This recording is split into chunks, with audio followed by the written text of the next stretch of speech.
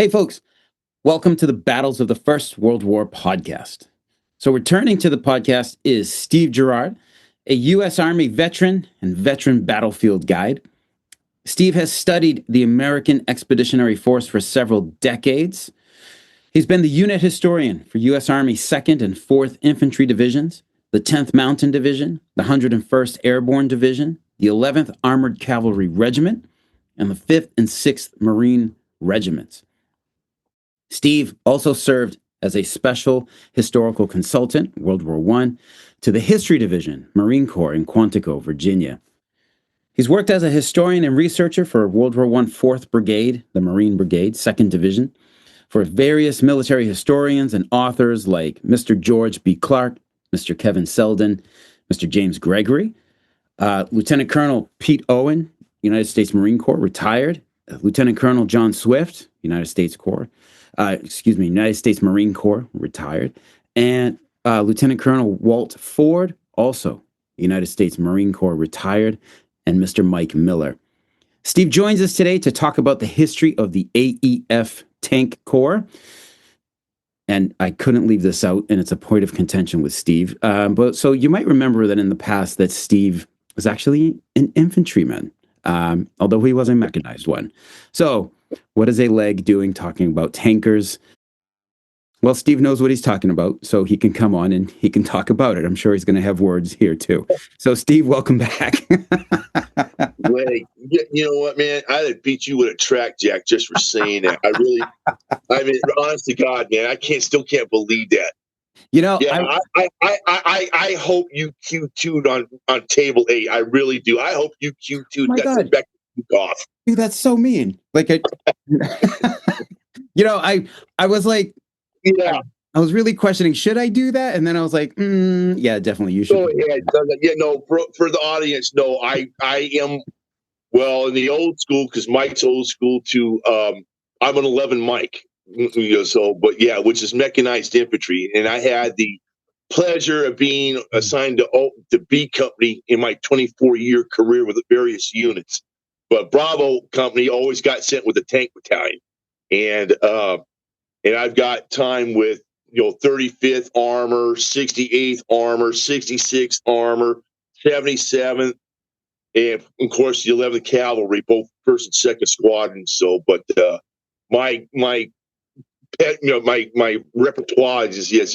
I am an honorary tank member of 268 Armor when we went to Bosnia. So, but this is something that really never gets talked about, because World War I, we always talk about the Marines or the Lost Battalion or the aviators, Rickenbacker or whatever, but the one group that never really gets talked about is the tank crews, because their lineage and their from what they accomplished in 108 years ago reverberates even to this very day because of their sacrifice.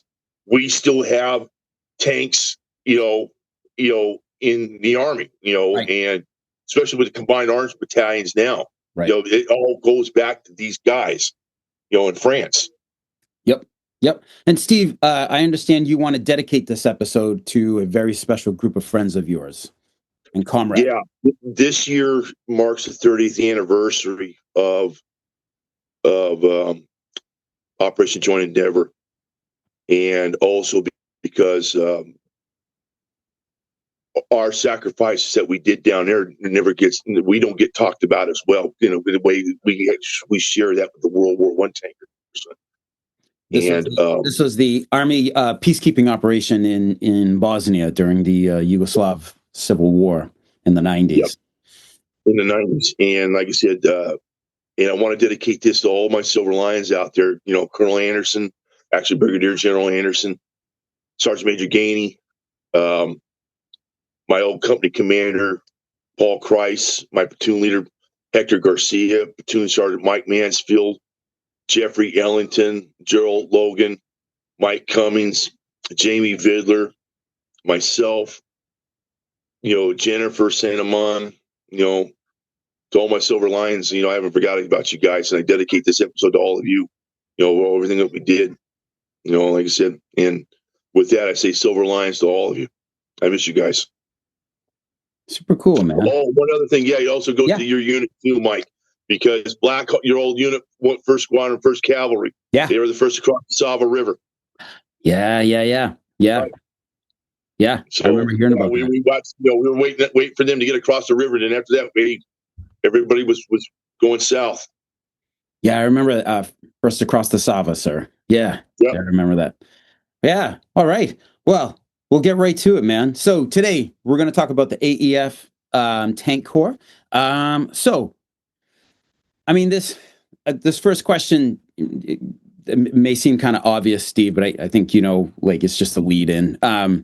So what led to the formation of the AEF's Tank Corps in World War I? Well, what happened is how this all started out.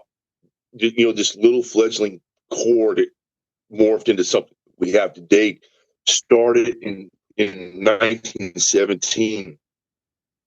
What happened was the United States Army sent a military commission. Basically, they were observers over to the Western Front, and they drew up a report and say, "Hey, the Brits are using this new thing. They call it a land ship or a tank." Yep. And they actually sent, like I said, observers up to the front lines, especially when with the Brits when they did the attack on Cambrai there in 17. Mm-hmm. And they were impressed about what they saw. And we're like, oh, wow, if we end up going to war, I think we're going to need to use this. And so the commission typed up a report, and this came out in I think it was April or May of 17. I think it was, May of 17. And when Patton's staff, not Patton, we'll get to him in a minute, but Pershing. Okay. So when Pershing got his staff together, he was given a copy of this, and it's like, this is interesting. And he was really, as a cavalryman himself, when in his younger days, he was looking like, yeah, I think we're going to need this. So, and that goes into how all this little thing got started. And it's like, how do you that's how this, the AEF Tank Corps really started. It was by this little report that was given by these observers. So that's how this all came to be. So then, yeah. So I mean, so the AEF decides, all right, we need a tank corps. Obviously, they're probably pretty short-handed on tanks at the time.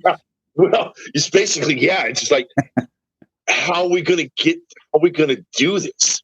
Yeah. But it's like, how do you start something from nothing? Yeah. So starting from nothing, who's the poor SOB who got stuck with standing up? Who got stuck with this? Yeah. As a matter of fact, that's where Blackjack had some very interesting, individuals on his staff. Okay. And so how this all started was like I said, Percy gets the report. He looks like, okay, hey, we're going to need a tank corps. Okay, who's the lucky individual who gets stuck with this? Oh, I got the right guy. And that was Brigadier General Samuel D. Rockenbach. And Rockenbach was a cavalry officer. Then he got stuck on Pershing's staff as on the quartermaster because they're going to need horses, in France. Sure. So that's how he gets stuck with this. So Rockenbach's like, oh my God, I got to start. It was like, how am I going to do this? It's like, the old man wants me to start up a tank corps from we ain't got tanks. And how am I going to do this? Right. Well, lo and behold, there was also that went over to France. It was also on Pershing's staff was a very bright young cavalry officer by the name of George S. Patton Jr. So we all know where the legend, the man, the myth, and the legend comes from, because all of us, we've all seen the movie. We've all heard stories about what, and George Patton was really is what they say he really was. And so Rockenbach falls back on Patton, says, "Hey, guy, come here, take her." Well, at the time he was a captain. So he's like, "Hey, got a mission for you." Says, "I want you to start a tank school." And Patton's like, like, "Oh, well, all right, sir." So exactly Right. what happens. So he goes, he gets another bright individual by the way of Captain Eglin Brine, and they're both charismatic per se. And so Patton, it's like gets together with Brine. It's like we got to start this thing up from nothing. So what are we going to do? So Patton goes out and goes up with the gets with the French, Okay. and also and so originally, so Patton with Brain's help, they're going to start up the very first U.S. Army tank school, Okay. and that's be in gets with the French military and also with our guys and say, "Hey, I need a piece of land to find this thing, get Yep. this thing set up." So they scout around and just around the Dijon area, Okay. and they actually find a little place outside of Bourg, France. That's where the very first U.S. Army tank center is going to be set up at. It's a place called Bourg. Okay. So and this gets set up in like was it November? Yes, November 10th of 1917. Okay. So it's going to take about a couple months, about 3-4 months to get this thing set up. So in the meantime, Patton's, like I said, he's got a brain. His brain is unbelievable, and he literally is a man ahead of his time because he comes, gets with the French and say, "Okay, hey, we're gonna, I'm gonna need a vehicle for our tank crewmen to use, in the combat. What do you have?" Yeah. So he goes up to the French armor school that they got up there, which is still around today. Damn it, I can't remember the name of it because it's where the French armor museum's at. Really, that's an awesome museum. Some more. Some more, yeah, that's it. Some more. He goes up there. So and he gets in there, and so he's driving around in one of the Schneiders that they have up there. Yep. And then the Saint Chamond, which is basically an assault gun. It's not everybody thinks it's a tank because it's got a 105 mounted on it. But the thing is that the 105 is fixed, so it's basically an assault gun. That's what it is. Then he finally finds his mount per se that he falls in love with, the Renault FT-17. And this is the great granddaddy of the M1 Abrams tank itself. And he's like, this is what I need right here. So then once he finds the piece of armor that's going to be the armor branches or the tank corps, steed per se, right? Then he goes back and say, "Okay, we're gonna need to have trainers set up, and that way when we start getting the first group of guys to come in, they're gonna start learning how to do maintenance, on how to tear these things apart, how the tracks work. They actually has gunnery mock-ups so they can actually shoot. There's photographs of these things, really the mock-ups. Okay. With the turret, and they got guys in there, I mean, they got everything set up. And so while this is going on, this is back here in the States, we can lead into that as well, where this is where how the first tankers end up coming in. So while Patton and Rockenbach are getting things set up in France, right back here in the United States, it's like, hey, we need to start getting people, we need to start finding recruits to get it, in the vehicle. So that's when they come up with the tank, the AEF, the tank corps, with the, so everybody's scratching their heads like all these guys like, what's a tank? I don't know what you're talking about. Right. Like, okay, so it's something innovative. So I'm like, okay. So the Army goes around, has to set up a tank school here, or here in the United States. Mm-hmm. Well, this is where another charismatic individual comes into the play in this, and it's kind of weird because this is all going to kind of meet at the very end of the story here later down the road. But a very young captain by the name of Dwight D. Eisenhower. Okay. Yeah, and he gets handed the job of setting up a tank training center or / school here in the United States. Well, the Army's was looking around for a place to find this thing. You'll never believe where. And I tell all you 19 kilos this too. Fort Knox is not the original home of the Armor. It's right. not.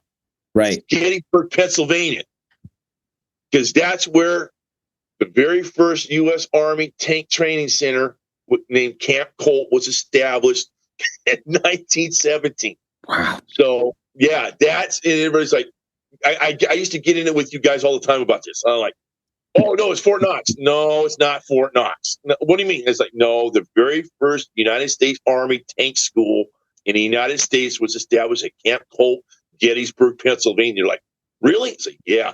Matter of fact, Gettysburg, where there's a housing unit up there, right off the battlefield. That's where Camp Colt is. As a matter of fact, the old swimming pool, you can still see where the swimming pool was. Oh, They actually interesting. built it.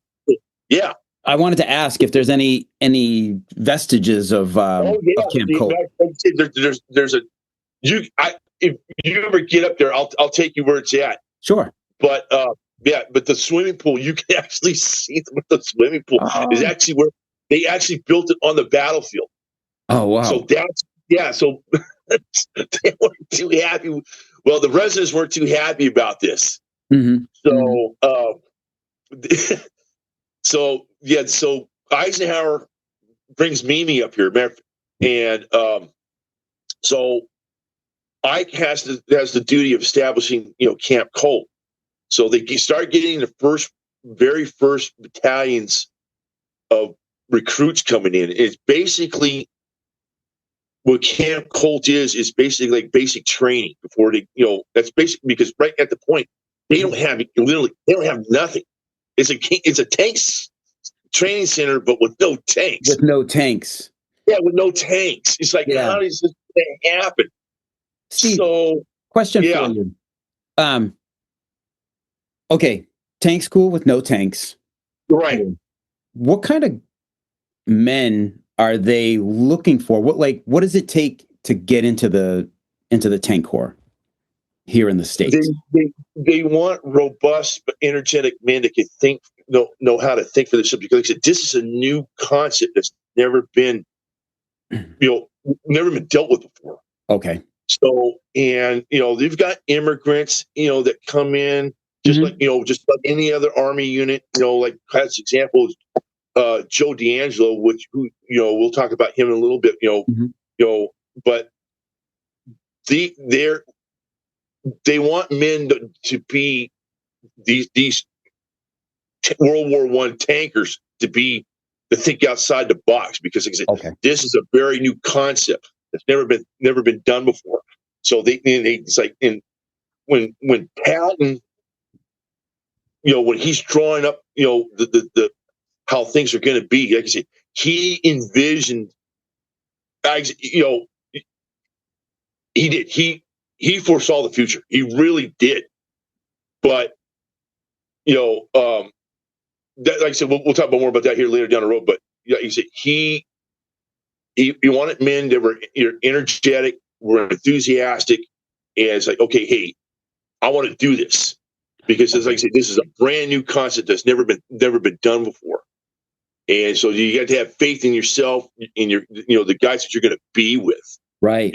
That's what you guys are to this day. When you guys go down to Fort Benning, down at the armor school down there, it's like you got all these kids, because you're I wanted to do what grandpa did in World War II on a Sherman tank. Mm-hmm. It was the same thing, or great granddad did in France in 1918 on a tank there in the Argonne. Right.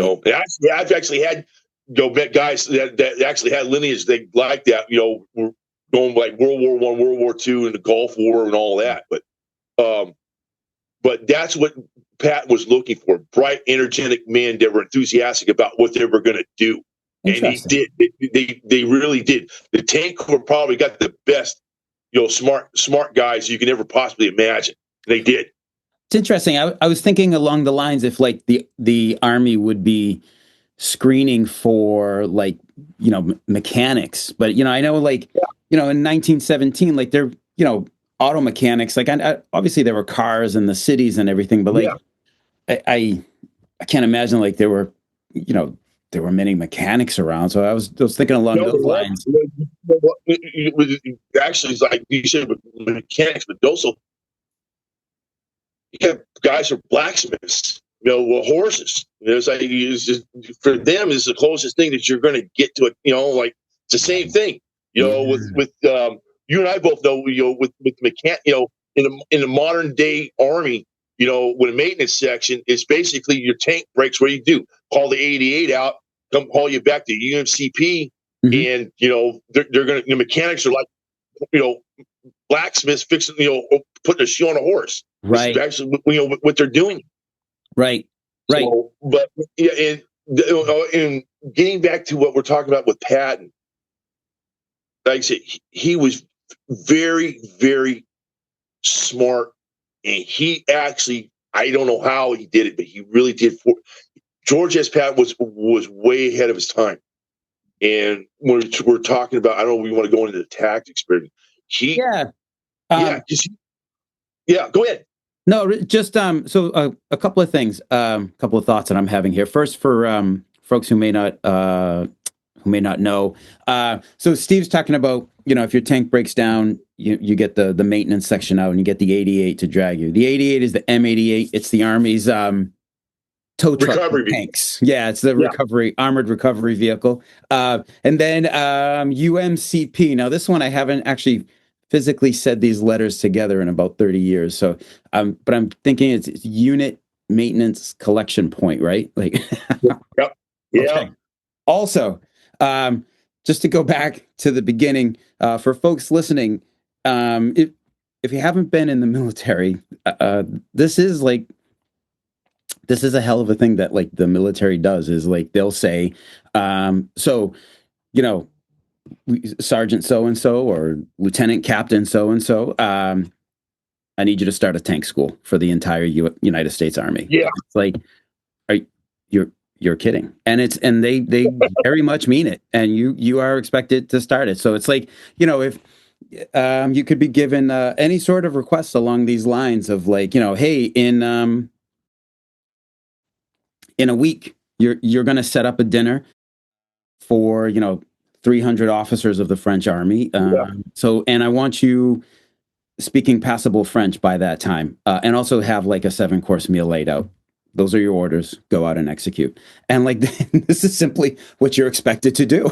And so, like in 1 week, you're going to have a 7-course meal ready for 300 guys, and you're going to be speaking passable French, and you're going to make it all happen. it's just like these gargantuan tasks.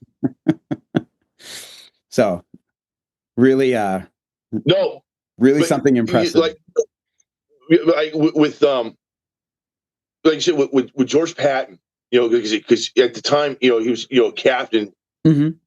So like I said, Rockenbach hands him this thing and say, "Hey, I'm tasking you to do this." And George he had some very good individuals there with him. Like you said, he had Eglin, Brian there. Another one of his right hand men was a young captain by his name was Cyrano E. Brett, and he's those individuals actually helped him get the thing set up there in France, because the very first battalions, basically they're literally recruit battalions is what they are, and because they're like the first three that went over was the 326, 327, 328 tank battalions, in name. Right. Well, these guys are like, okay, they get put on, they get formed up, they get rudimentary basic training there Okay. at camp. They're put on a train, then they go up to Camp Mills, New Jersey, get put on a boat, going on a transport. They arrive in France. They get put on another 48 boxcars. Yep. They're shipped off the board, and George is there waiting to receive them, and they think they get into France. I think it was in the late spring or early summer of 18. So Okay. they don't have a lot of time to the lollygag. Say, hey man, like no. Patton was a stickler for discipline, and he was. And you always hear the stories about, everybody knows the 1970 movie, at the very beginning when George Patton comes in there with the siren blazing, and going into General Allen's headquarters and kicking names and kicking butt. He was like that, and he told the very first those because he had all the three battalions there. And he told him, if you think the Marines training is tough, you ain't seen nothing yet. And he was a stickler. But the thing is, that's what they were looking for. And there was nobody complained or anything like that. And the training regime or the training program was short, concise, to the point. And these guys, they did it all. And let me back up here a little bit. So, regarding the Patton and like with the tactics, he actually came up with movement tactics, how they were to work with the infantry. Okay. And he had, if you, and I tell everybody this, if you really want to know about the tank corps in World War I, and it's sadly, but it's true, there's only two books that are out there about the tank corps. One's Pershing's Tankers that came out. Okay. And the Bible per se is a book called Treat 'em Rough, and that is the go-to book. Yep, that is the go-to book. Okay. And like I said, Patton's brain, I don't know how he did this, but he did from nothing. And because what he came down in his brain, he put down on paper, hasn't changed in 108 years. It really hasn't. Interesting. He broke it. He had how the concept of a tank battalion was to be set up with the headquarters element, 3 line companies, a repair and salvage company. Okay. He even came up with the concept. Now, mind you, this is 1918. He came up with the concept of a carrier transport company, which is basically the HETs. Right. Let you tell the audience about a HET. So yeah, a HET is a HETT, heavy equipment transport. transport. Yeah. Think of a massive tractor trailer, a massive vehicle designed to a tractor trailer that each one carries one tank on it. That's a HET. They're really, really impressive vehicles. Yeah, they are. Even the HETs, he actually came up with that concept in 1918. I'm like, it's like really, it's like, like you said, you and I are used to the HETs that we have now. That concept came up by George Patton in 1918. But the problem was, the old saying, Mike, like what's his face, the former Secretary of Defense, who said, you go to war with what you got. Well, right. Yeah, it's great that you have this, but hey, look, man, reality is going to smack you in the face because it's like, hey, wait a minute, you're not going to be able to get what you want here. You're going to go. You're going to go with what you have. And what I mean by that is, originally Patton on paper, he had like, we're going to need 2,000 Renault light tanks, or we're going to need 200 plus I think it was about 250 for the heavy tanks because get into the mix here because his concept plan was originally was to have a, a mixed bag per se, Yeah. where you had one company of heavy tanks, which were the British Mark Fives. Okay. Because he saw these things, he fell in love with that thing too. Was to have one company of Mark Fives mixed in with the infantry battalion. Okay. Then behind that was to have light tanks behind them. Then you had the infantry coming in behind the light tanks. Okay. Well, like I said, you go to war with what you have, what's available. And the thing is he did. He really came up with a lot of innovative concepts. And how they were going to move with the infantry. Being a support vehicle. Mm-hmm. How the tank was to be used as a exploit.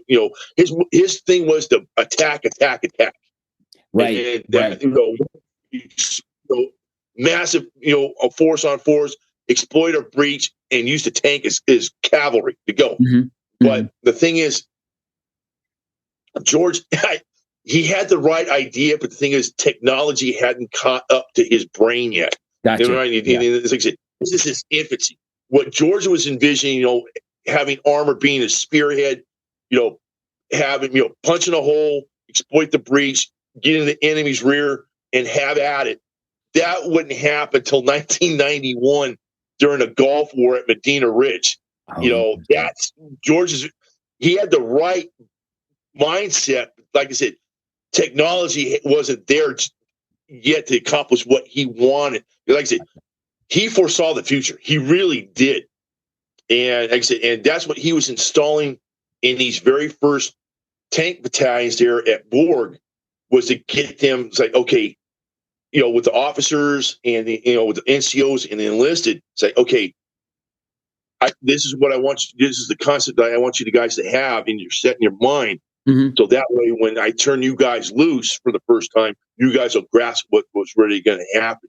There you go. But like I said, the very first, training battalions there, or the tank battalions there at Borg, they went through everything just like what you guys do, and like with me, with you guys on the M1 and us on the Brads, you got a school set up, so you're going to learn how to do maintenance on these things, on the engines.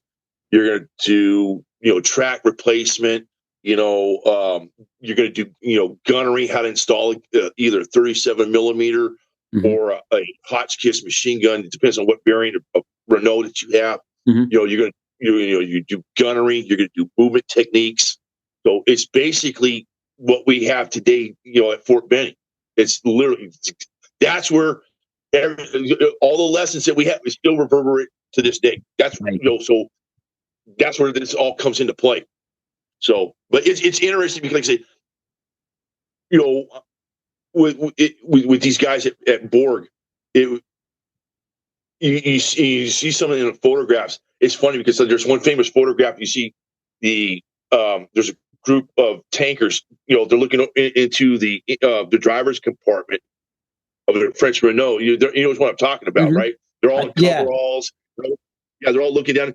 If you were to take that picture, like when we going down in the motor, doing motor stables on Monday morning, it's the same thing. It's like it hasn't changed. It literally has not changed at all.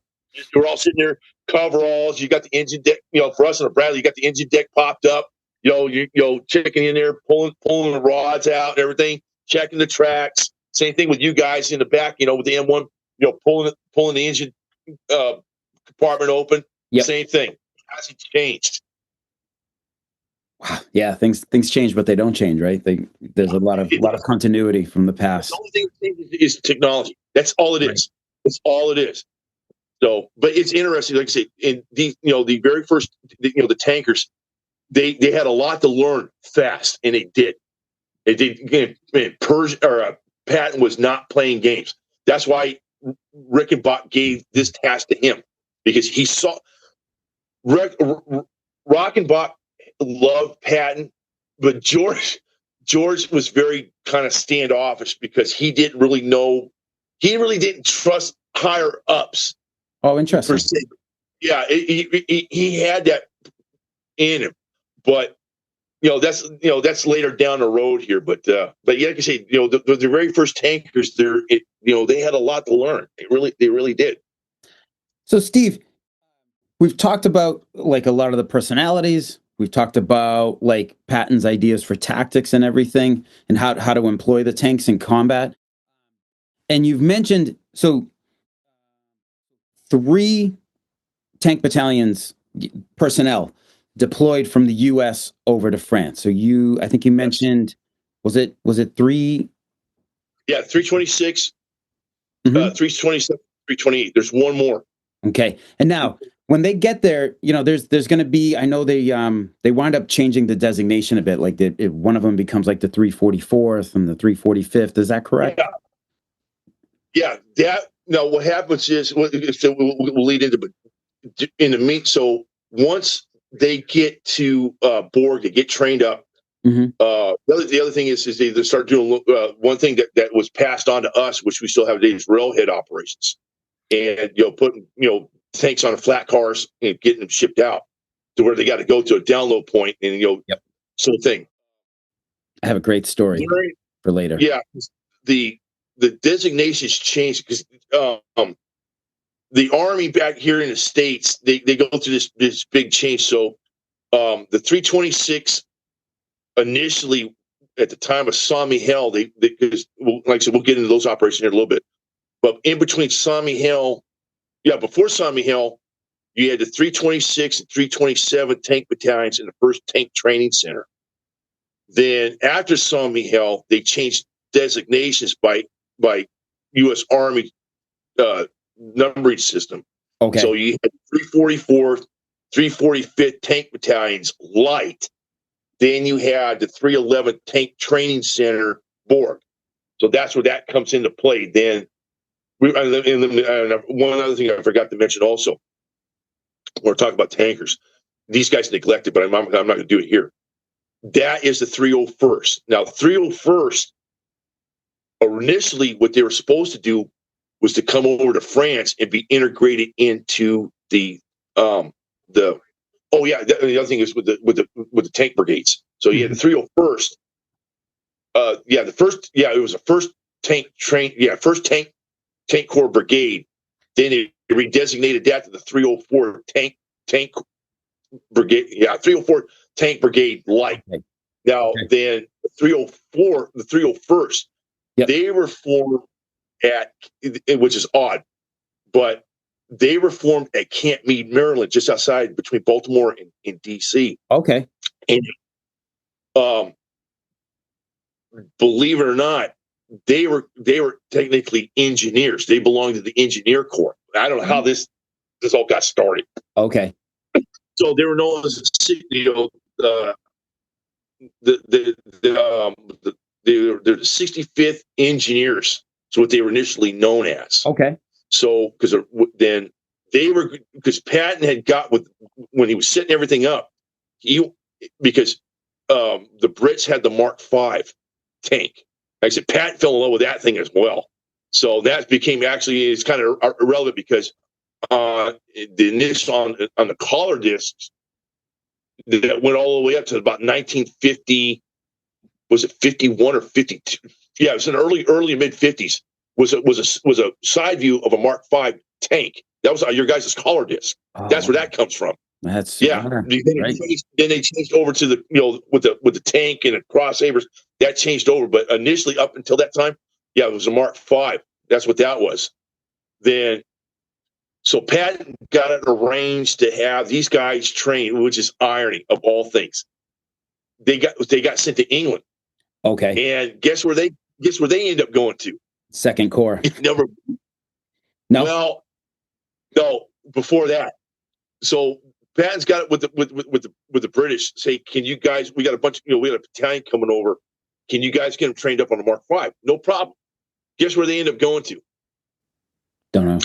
The Royal, the British Army tank school at Bovington, England. Oh, how about that? Which is the premier tank museum in the world. Right. Right. Yeah, it's funny because when I was stationed in Germany, I got family over in the UK. We actually been up to Bovington. I highly recommend it. You've never been there? No. That museum is awesome. Yeah. And I already knew the story because that's the home of the Royal Tank Regiment, and their symbol is a Mark V, a side view of a Mark V tank. Yeah. So, Yep.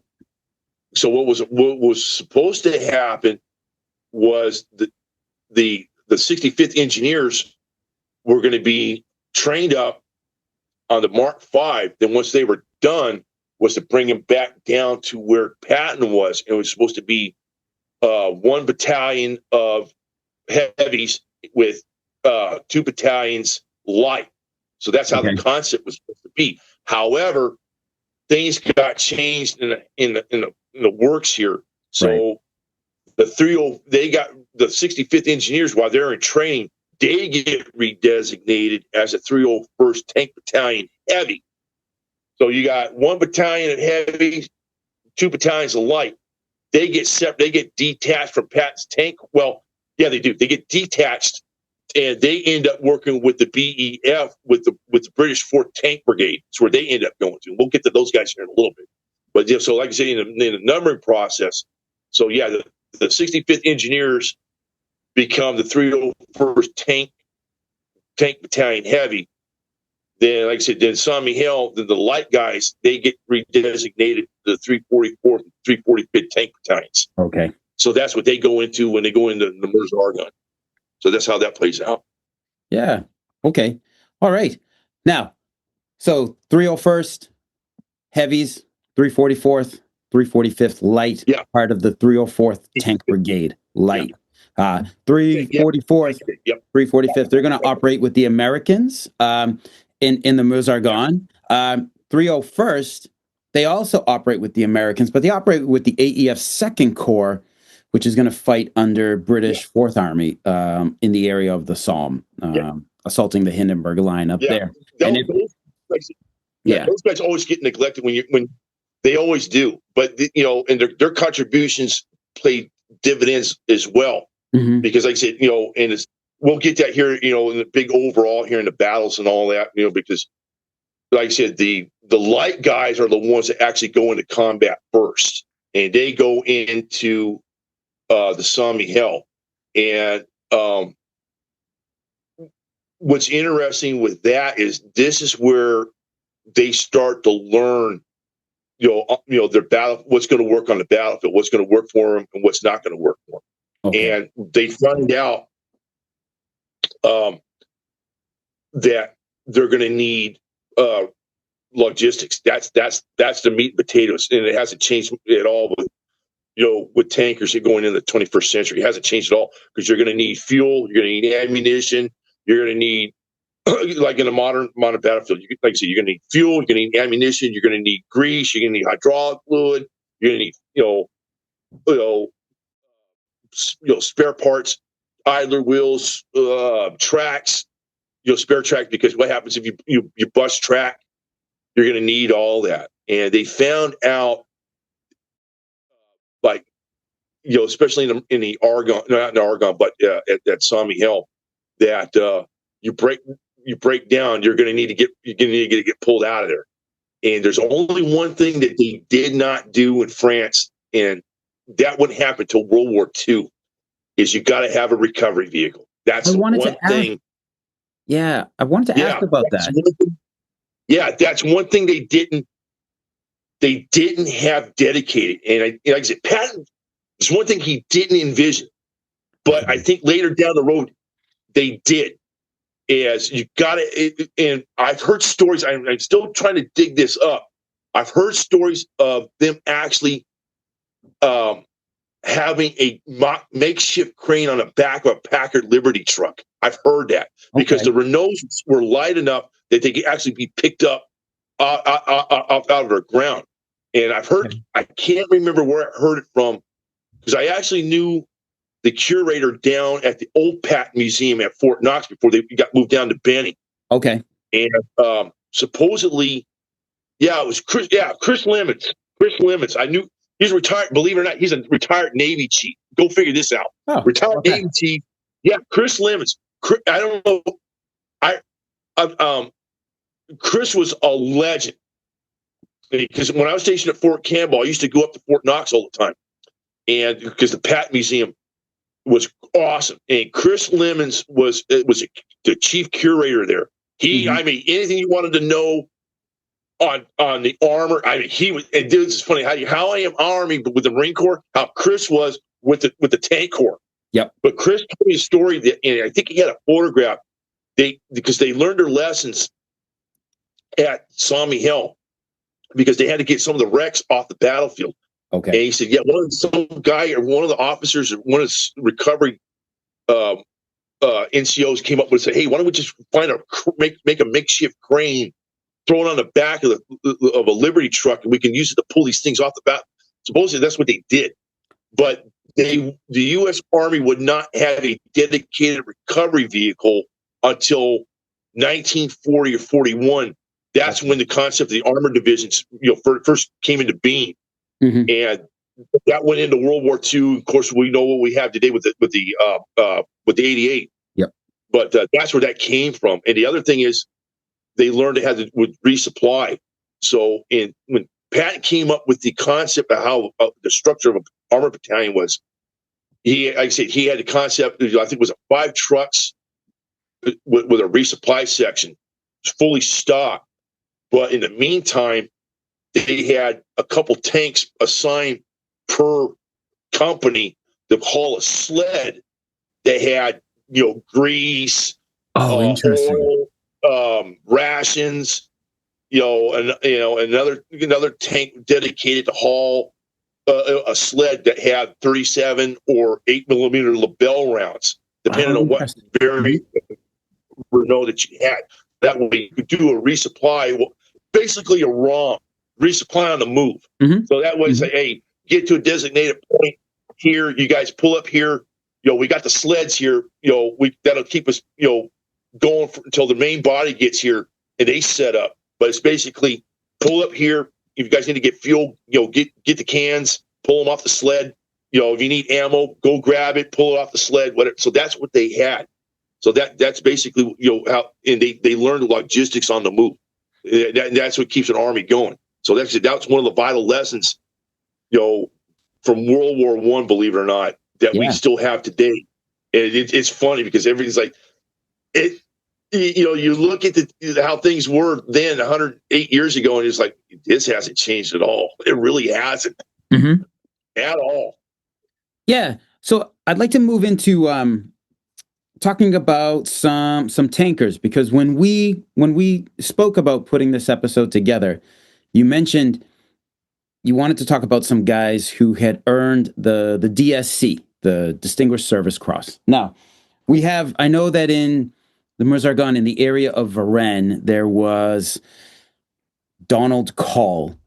He's actually going to earn the Medal of Honor. Now, Donald Call is a tanker, and what he does, and I mentioned him in one of the Meuse-Argonne episodes, probably one of the earlier ones at the beginning of the Meuse-Argonne battle, is that he carried his wounded comrade, through fire. Just when we go back and talk about what the tankers, like David M. Call, and he got promoted to corporal. You don't want to leave his tank commander, which by the name of it was a lieutenant. Was it Watt? Yeah, it was a lieutenant. And what was it? Yeah, they were operating because part of the brigade, 3004th Brigade, was working with the 35th Division and the 28th Division, and it was outside of Varennes, and I didn't actually know where the area is at. And what was it? They got hit hard. They got hit with machine gun fire. It was just west of Varennes, and their tank got hit, and the officer, got knocked out in a turret, and the officer, before he got knocked out, he told Call to get out, go get out of here, go, and he did, but then he turned around, went back, and pulled his tank commander out of the hatch. Yes. Yes. Under fire, and he got the Medal of Honor. Yeah. And So we know about like the Medal of Honor, but like, yeah, as things go, like you remember the people who earn the Medal of Honor, but like, the yeah, DSC, which is just under the Medal well, of Honor, like yeah. it's also a big deal. Here's a couple of them. Like, Yeah. so you had mechanic PFC Charles Merrick from C Company 345th. He got his Medal of Honor while supporting the 138th Infantry just outside of Sheppey, and that the Argonne was rough. And I mean, it was rough because Sami Hill only lasted about 2 or 3 days, for the tank crews, and Right. and we'll get there in a minute. But getting with the Argonne, it got nasty for the tankers of the 304th Tank Brigade. It did. I mean, it got flat out nasty. And so you had, Charles Merrick. He gets the Distinguished Service Cross for supporting the attack with working with the Second Battalion of 138. So he got his outside of Sheppey. Then you had what was it? Corporal William Brophy. He was an out Company A 345th. He gets the Distinguished Service Cross while working with the 28th Division of the supporting the 112th Infantry Regiment up near just southwest of Apremont, and was it any Tundu. He gets his he gets his Distinguished Service Cross up there. Okay. Then you had what was the other one? You had Harold Ash. He was a former sergeant. He gets his Distinguished Service Cross. Then there's another. Yeah, he supporting the 18th Infantry. He was with C Company 345th. He was supporting the 3rd Battalion of the 18th Infantry up in Montrebo Woods. That area got nasty. I mean, the Germans weren't playing games, and it's irony because I read some of the after-action reports of the fighting up at Montrebo, and the Germans. It's kind of ironic, but it really did happen. They were taking 77 millimeters and doing direct lace, and it's almost reminiscing what their children are going to do 20 something years later with an 88 millimeter popping off against Shermans in France. Same. It's like boom, and so you say you had Harold Ash getting the Distinguished Service Cross supporting the 3rd of the 18th Infantry in there. Then you had another one by Harley Nichols. He gets the Distinguished Service Cross for as a tank commander, and he was doing the same thing at Montrebo Woods. So, like I said, the fighting in Montrebo Wood was unbelievable. I mean, it was straight up in your face, no room, no holds barred. The Germans did not care. They were going after the Americans. Even if they were in a tank, they didn't care. They're coming after them. Right. They say they're using 77 and 155 howitzers, just like their fathers did, or their kids are going to do with an 88 millimeter, in a bocage in France. Literally, that's how bad it was. And in top of my head, you had at least 6 or 8 DSCs that alone that were awarded in the Argonne. That's how I know how many Silver Stars were awarded to the tank crews. Mm-hmm. And the other one that I will love to mention also is Harold Roberts. Okay. And Harold Roberts. He was from San Francisco. He was a tanker from what was it? It's Harold W. Roberts, and he was with what was it? Was it company? Was it a company? Yeah, Company A 344th. Okay. And they get the medal. He gets the Medal of Honor. What was it? It was October 4th. They were fighting up near Montrebo, and what was it? They were backing out of the position. The tank got into the water, and they were sinking. And he pushed his tank commander up out of the hatch to get him out of there because they sucked like a rock. Yes. Yeah. And he paid with his life to get that man out of that hatch because I don't know, Mike, if you ever seen inside an FT-17, these things are tiny. It's tight. Yeah. It's tight. I mean, you thought being in the M1, being in a driver's compartment, no, hey, man, that's luxury there, man. That's luxury. Right. Yeah. I mean, the drivers just sit back and just fall asleep in that thing. Mm-hmm. But an FT, I mean, that thing was tight. So they're sinking. And Harold pushes his tank commander up out of the hatch, get him out of there. And unfortunately, he drowned to death. And for his action saving that man's life, he's awarded his country's highest award. He's got the Medal of Honor. I've actually been to his grave there at Meuse-Argonne. Oh, really? Okay, I'm gonna have to put him on the list to visit. He's buried. His cross is not too far from the chapel. It's on when you walk up the pathway there at Meuse-Argonne. Mm-hmm. If you're walking up that pathway, I forgot what section. It's up on the northern section, but it's off the left-hand side, and it's like stone's throw from the chapel. And his grave is marked. Yeah, his grave is right there. It says Harold W. Roberts, Medal of Honor. 344 Tank Battalion and all that. But yeah, he was awarded the Medal of Honor for his actions. So like I said, there was a lot of heroics that were in the Argonne. It's like the old line, uncommon valor was a common virtue amongst these guys. Yeah, it was. I mean, the tank crews, they would not leave the guys on the ground. They didn't. And like I said, now getting back, like you're talking about with the very first tank operations is in the Argonne is where the 30, because they were still known as the first tank brigade until they got redesignated to 3. We'll just go with the 304 for right now, just keep things simple. So 304, they get their marching orders about a week prior to the Sami Hill. So they're offloaded. They're going to be out working with the 1st Division and 42nd Division. So we're going to be working. They're going to be on the far left flank of the American Corps when they do the Sami Hill offensive. So the 344th is working with the 1st Division. 326 is working with the 1st Division. 327 is going to work with the 42nd Division. Okay. And things go off, according to plan. There's little hiccups here and there. Then what was it? This is the funny part. So Patton's leading the charge.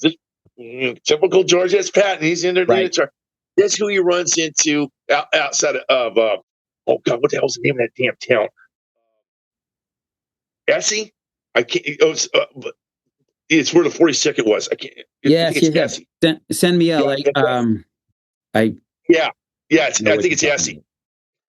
He runs into a very young Douglas MacArthur, mm-hmm. and this is irony because both of them. I was like, because their repertoire follows them into the next, as I call it, World War I sequel. Yeah.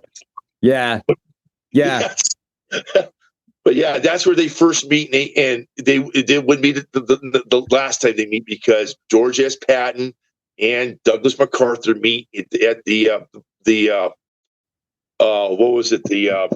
rally there in D.C. in the 30s with the bonus march. The bonus army, yeah. Yep. The bonus army. They actually meet because Patton's with the 3rd Cavalry and MacArthur's the chief of staff. He brings them in. So I'm like, and here's twisted irony. Sidebar on that is because Joe D'Angelo, who saved Patton's life, was in the bonus army. And it's like, oh my God! So it's irony. Speaking of DSCs, of course, know with Joe D'Angelo what he did saving Patton's life. Mm-hmm. So, so things go off. Like I said, with the Sami Hill offensive, with the 1st Division, they're pushing up, and they actually get into Beauvais Plain there, and they push almost near close to Mont Sec. So Okay. then they meet up with elements of the 26th Division and are coming down. Right. So like I say, it's only about 2 or 3 day operations. So things go according to plan. You had supporting the fight with at Rich Corps, Lehayville. So like I said, things go according to plan. They get their baptism of fire per se. Then on September 22nd of 18, they get like 1 or 2 companies get shifted over to where the 82nd Division is at. They do a feint attack up in there. It's over by Pont-à-Mousson. Okay. In that area. So they do a feint attack. It just kind of push get the Germans off Pont-à-Mousson front. Then they get pulled off the lines and they do recovery operations. And that's when they get sent into the Meuse-Argonne offensive. And what's interesting, historical note, is if you ever look on the World War I American FT-17s, right after Somme Hill, this is where they come up with the card system. And you ever see? Yes. Yeah. And so that's where that comes into play, is because the 326 actually the 344, they get the red colored plane. If you ever see like a picture of that one FT-17 is coming up like this, if you look on the turrets, you see the playing card symbol. So you had what was it? First platoon was a spade, second platoon was a heart, and third platoon was a diamond. But interesting. Okay. 344 had red, where the 345th was green. So that's where that playing card system comes into play. So, and if you ever look at that way, you always can tell who an American FT-17 is compared to a French one. The French used to put the playing card symbol on the tail of the 17 on the hull, where the Americans put it on the turret. That's why you can tell the difference between it. Okay. Yeah. Oh, that's good to know. That's a piece of trivia. I didn't realize that. Cool. Steve. So that's where that comes into play. Yeah. So for listeners who want to learn more, is it mainly the 2 books that we mentioned, Pershing's Tankers? There's Pershing's Tankers, which I highly recommend. Yep, that's a good book. Matter of fact, I highly recommend because you're getting the personal narrative side of things on that side, but the holy grail per se is Colonel Wilson's. I actually knew Colonel Wilson. He wrote Treat 'em Rough. Yeah, I actually did. Really nice guy. Yeah, I forgot what tank battalion he was with. I think it was either in Korea that I met him. Yeah, I think it had to be Korea, because I think he was with either 1st or 2nd tank, which for you folks out there, that's either 1st battalion or 2nd battalion and 72nd armor. But for us in the military, they're called 1st or 2nd tank. Right. But because I remember, I think he was the operations. I think he was the S3 officer when I met him. But that book I highly recommend, Treat 'em Rough, because he gives a complete layout on how all this started. And it's a very interesting read. It really is, because he goes from the very beginning of the tank corps during operations in France, and also with the 301st up north. And like I said, with those guys, their first combat out to shoot, well, up by Fosse, they get hammered. Boy, do they. And they learned their lessons the hard way. Yeah, because the Germans, they weren't playing games, because they already knew with the Brits up at Cambrai with that. So when the American 301st goes into combat for the first time supporting the Australians, I think it's Fosse where they were at. Germans were doing the same thing. They were taking 77 millimeters and doing direct laser. Yeah, they were popping, as we say in the mech world, popping the top, sweetheart. Right. Exactly what watching that turret go. Got an eye. They were knocking out Mark V's like they were nothing, like beached whales. Yeah, but they learned a lesson. But then they go on to St. Quentin Canal. They end up fighting up in that sector with the Brits, and their legacy, it reverberates to this day as well. But getting back to what we were talking about, Omar, with Colonel Wilson's book, Trade 'em Rough, that is highly recommended. I highly recommend that to anybody whoever wants to learn anything about the tank corps in World War I. That's the book you really need to read. All right. Then you read Pershing's Tankers next, because that's telling the personal side of things. Okay. And if you want to learn about that, folks, listen to Mike's podcast on that. And I highly recommend that as well. That's a great, because you're actually seeing what these guys, what they're experiencing. It's like, being a raw recruit, getting sent off this organization that you really don't know nothing about. And you're learning how to be a tanker. Then you go into combat. It's like, oh man, it's kind of cool, but yeah, I'm studying a rolling sardine can. Like, what do I, right? It's my life. It's only go through this barrel slit here, so that's life. Yeah, no, exactly. All right, so we will. I'll make sure that the links to both of those books are in the episode notes. And all right, and earlier, Steve, you mentioned railhead operations. So I have this is a great story that I actually tell over at the day job as an example of like what you have to do sometimes and what life calls for. So in Germany, okay, so railhead ops. If you're gonna, so folks listening, if you're non-military, you don't really drive tanks and Bradley fighting vehicles on the streets. Especially if you're going to move them from, like, say, Boston to New York, you're not going to drive. Yeah. You put them on a train, right? Number one, tanks rip up the road. Yeah. Number two, like, the travel rips up the vehicles. So, you want to try and minimize that. Hey, there's not track pads like they're nothing. Yes, exactly. So, okay. So this is Germany. We're railheading our tanks and Bradleys to go to Grafenwehr for gunnery training. Oh yeah, gunnery. Right. So in Germany, you operated with the German railroad crews, and they had their way of doing it. And there were no, you didn't have to strap the tank down or anything. It was just done with chalk blocks. It was really quite something to see. But for folks watching the video, I hope this is going to be a good visual. So you have a rail car, right? Just a flat car that you can, put vehicles on top of it. There's no walls or anything. It's just a flat surface. I'm going to use my hand, so my fist. So this is the rail car, right? However, and you're going to put the tank on this, right? So this is like looking at it from a front view. Now, the problem is that the M1A1 Abrams tank is this heavy. wide. It was wider than the rail car, so it was. You had to bring it on. You had to guide it on very carefully, and part of the track is going to be on the rail car. Part of the track is actually going to be off, so there's not a whole lot of room for maneuver. So I'm a young 20-year-old sergeant, and this is my first time railheading my tank, heading off to gunnery. So, I'm desperately watching the other guys do it in the tanks ahead of me as they're putting their tanks on the train, and then it's like, okay, I think I know, I think I have an idea of what I'm going to do. Kind of nervous, you're certainly not, you're going to have to do this. So that's just the way it goes.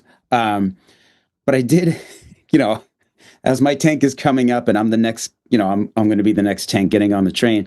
I did turn to a sergeant first class, and I said to him, "Hey, Sergeant, I've never really done this before, and these are words that I now live by." As he turned to me, he gave me a quick look, and then he looked away, and it's the Army, so he was like, "Well, don't fuck it up," and and then he walked away, and that's also the Army for you, because how you learn.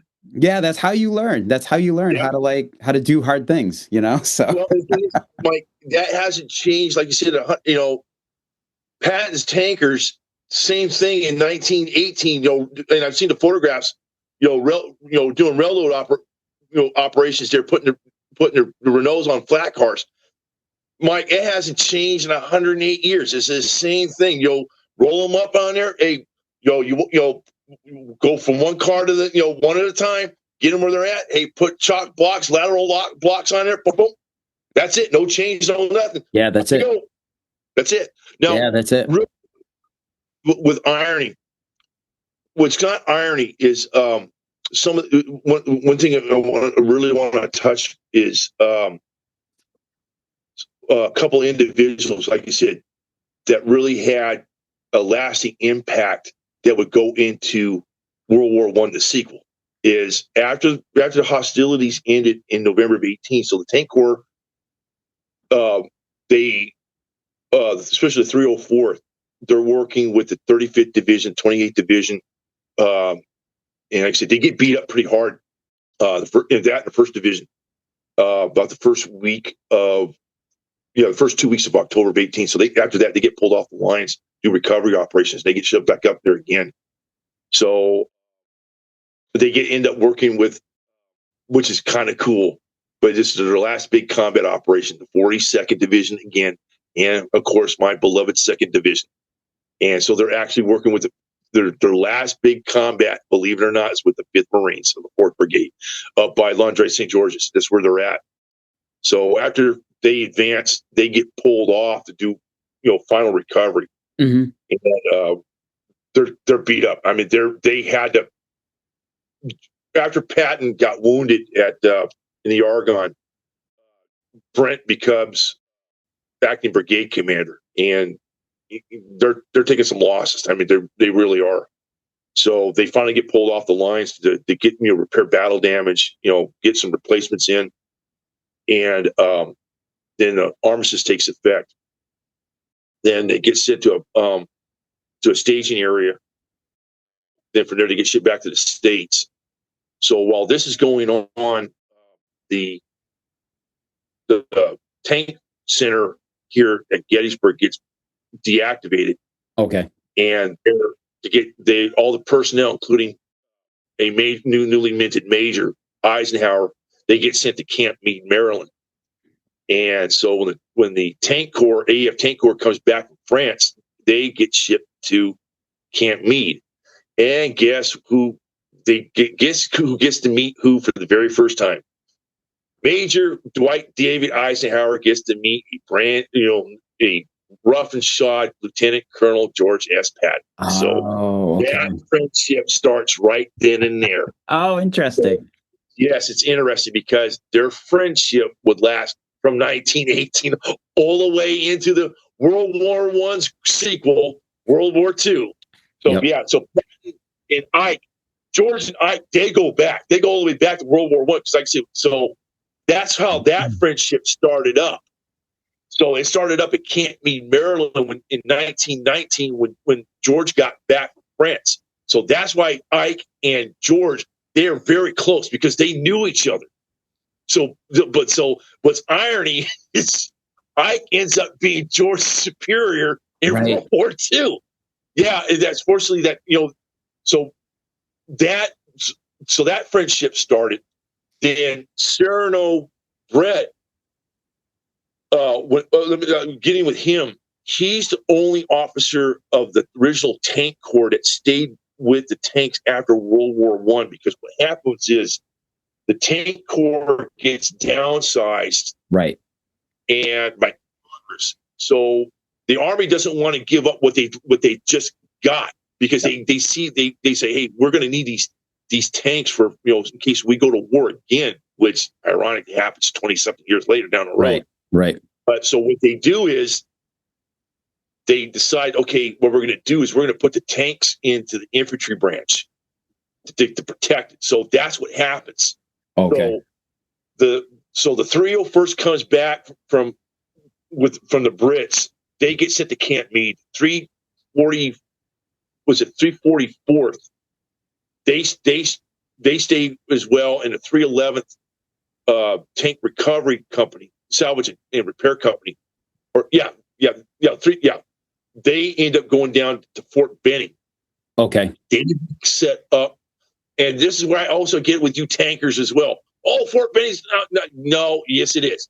Fort Benning was the home of the armor until Fort Knox in the 1930s was established with the 7th Mechanized Brigade.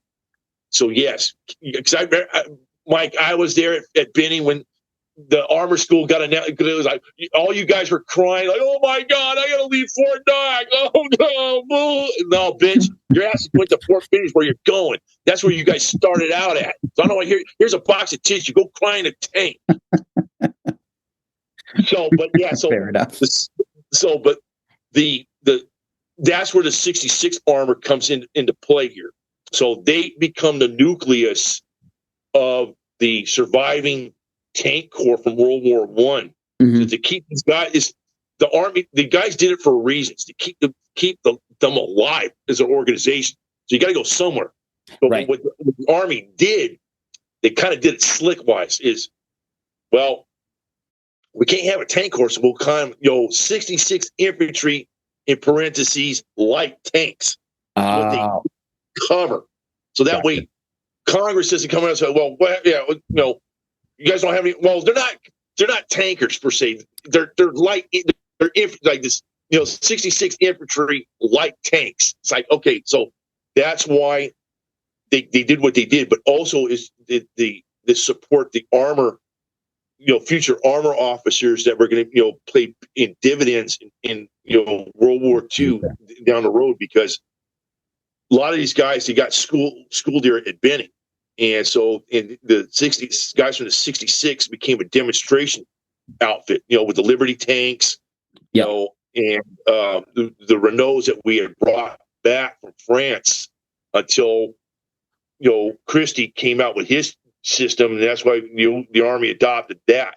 Yep. So that, which became the M2, the M3, Stuart light version of light tanks. Then it became the M5, of course, the M4 Sherman. But now Cyrano E. Brett, he's the only one that stayed in the tank corps from this very inception to World War II, because it's kind of irony. I love and respect George Patton. Mm-hmm. George had his quirks, and he did. And Helen, if you're listening to this, please don't get mad at me. But I love your grandfather to death. I actually know Helen Patton. I really do. That's super cool. She is. She's awesome. George, the only regret I have with George Patton, he should have stayed with the tank corps, but he didn't, because it's a turf war thing with him, because he wanted to stay. He wanted the tank corps to become a separate branch. And the thing is, it wasn't time for that just yet. It wasn't. So that when the tank corps got bankrolled into the infantry, he's like, "No, I'm out of here." So he requested to go back to the cavalry, which he did. Okay. Matter of fact, the 3rd Cavalry, which is old rusty rifles. That's their patron saint. So he spent most of his career in the 20s and 30s with 3rd Cav. Okay. Until the Louisiana maneuvers in late 1940, and when he saw the partition of, oh my God, they're bringing back the armor. They're going to bring the armor division. He wanted back in it.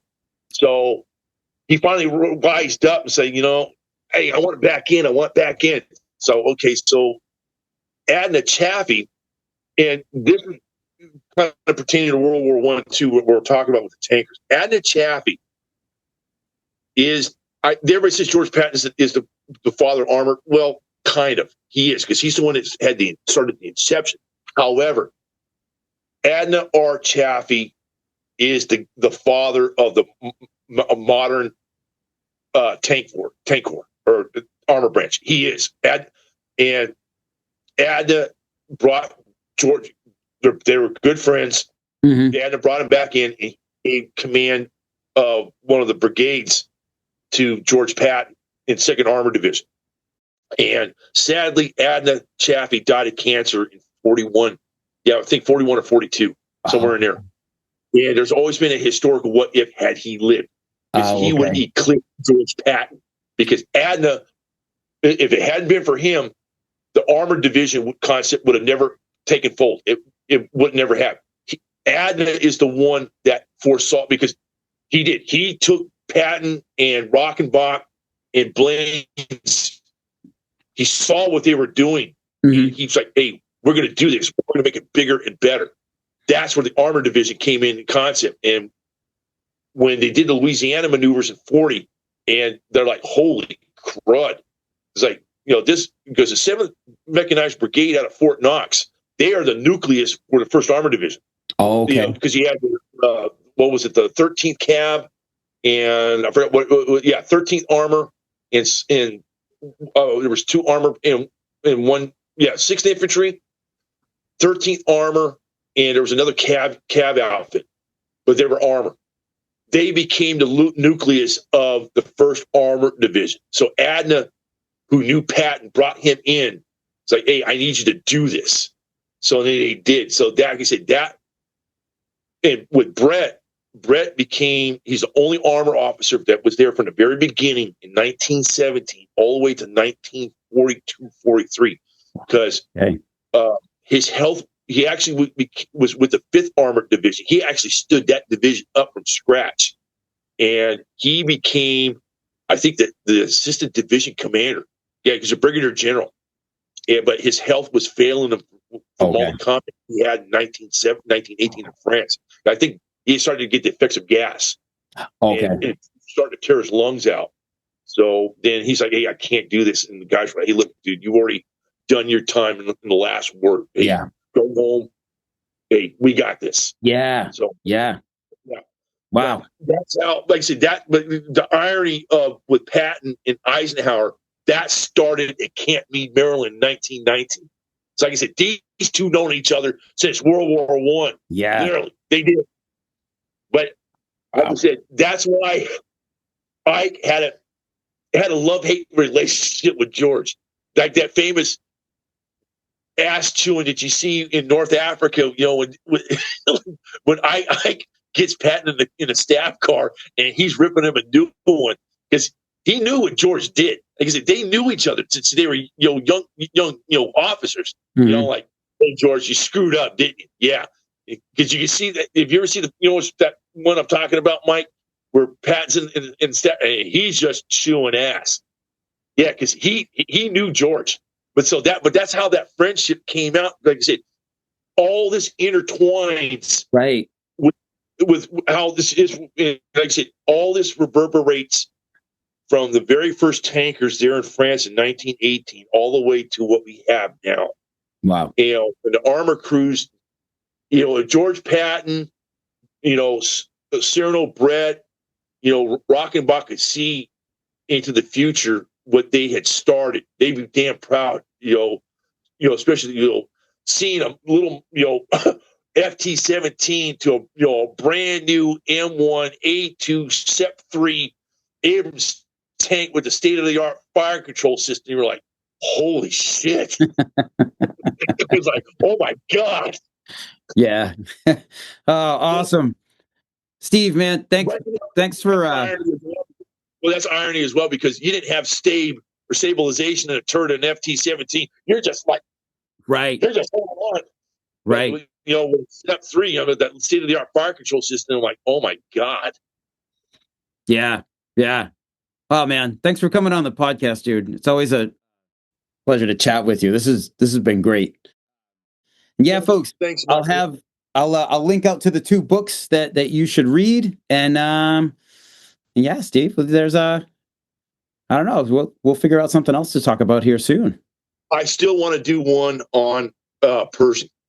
You're going to have to do a round table on that one.